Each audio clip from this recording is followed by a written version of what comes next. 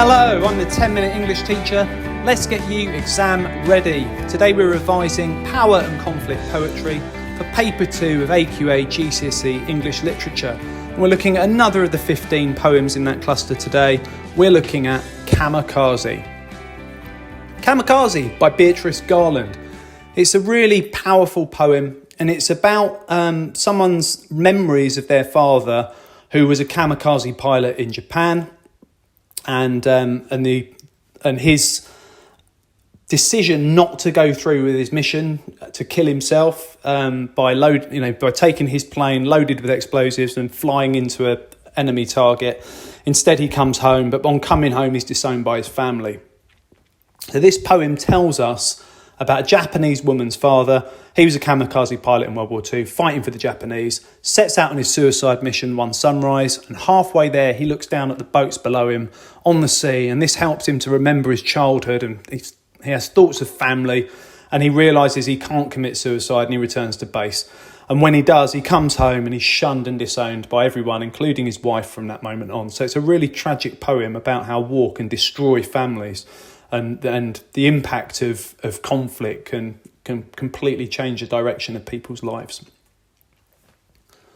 When you are in the examination, if Kamikaze is the named poem, you need to think carefully about how you're going to start your response and how you're going to write about it. Now, your first paragraph in the exam is a really easy, straightforward way for you to be able to shape a really great response. The first paragraph, you just need to tell the examiner what your two poems are about. Relate them to the theme in the question, but just be concise, be relatively clear and a couple of sentences about each poem, and then you move on. So here's an example of a couple of sentences just explaining what the poem's about. So Kamikaze explores the perspective of someone whose father failed to fulfill his mission as a kamikaze pilot. On return from war, he is disowned by his family. So that's it. I've shown straight away, hello, I know what Kamikaze is about. And then I'd do the same for my second poem. Once I've introduced the two poems that I'm going to be writing about, the next thing I need to do is talk about the structure in each of the poems. Some of the poems in the cluster rhyme, some of them don't. And when you do unseen poetry, when you write about that, you also need to think about the structure. What's been chosen and why? So just say what's happened, make a structural comment, and then the analysis part is where you start to think, why might the writer have chosen to make that choice? Like, what's the effect of it? So can you make a comment on the rhyme scheme or the metre of each poem? And here's an example of that. Kamikaze doesn't adopt a rhyme scheme and is written in free verse. The use of this choice of structure is effective because it makes the poem seem more real and personal. And it also reflects the confusion and distress the pilot would have been under, which is why a regular metre might not have been adopted. We don't get boom, boom, ba-boom, ba-boom, boom, boom, ba-boom, boom. We don't get a regular number of beats in each line. And for that might reflect his confusion. So here is the poem. I'll give you a quick reading of that, and then we're going to think about what the key quotes are that we need for the exam. Kamikaze by Beatrice Garland. Her father embarked at sunrise with a flask of water, a samurai sword in the cockpit, a shaven head full of powerful incantations, and enough fuel for a one-way journey into history. But halfway there, she thought, recounting later to her children, he must have looked far down at the little fishing boats strung out like bunting on a green-blue translucent sea. And beneath them, arcing in sways like a huge flag, waved first one way, then the other in a figure of eight, the dark shoals of fishes flashing silver as their bellies swivelled towards the sun. And remember how he and his brothers, waiting on the shore, built cairns of pearl-grey pebbles to see whose withstood longest, the turbulent inrush of breakers bringing their father's boat safe. Yes, grandfather's boat, safe to the shore, salt-sodden, awash with cloud-marked mackerel, black crabs, feathery prawns, the loose silver of whitebait, and once a tuna. Dark prince, muscular, dangerous. And though he came back, my mother never spoke again in his presence, nor did she meet his eyes, and the neighbours too. They treated him as though he no longer existed.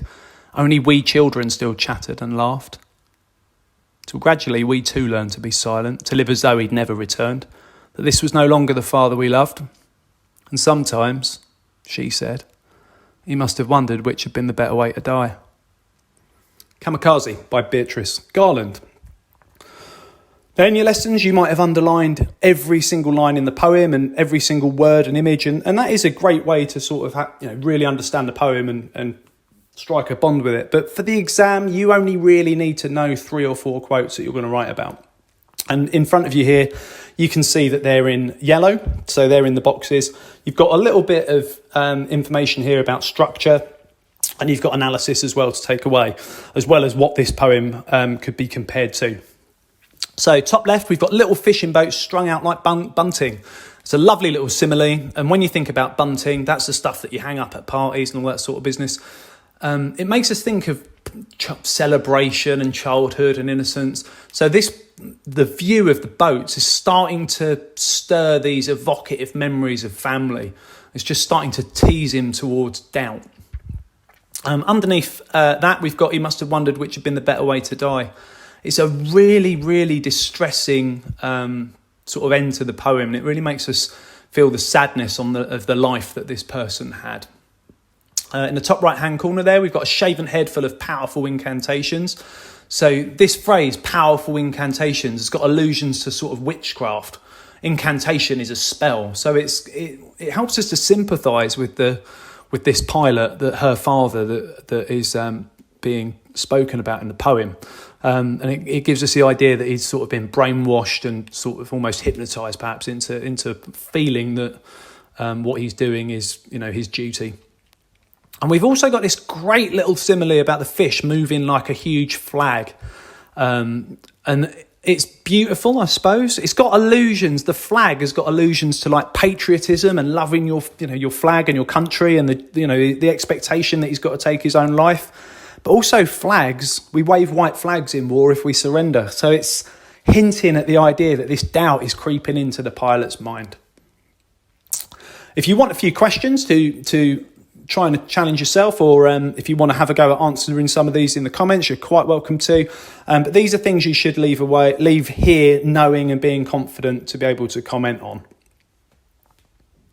Check out the other videos on my channel. I'll continue to add content. Feel free to ask for something you'd like to see me cover in the comments section. And don't forget to like and subscribe, and keep revising.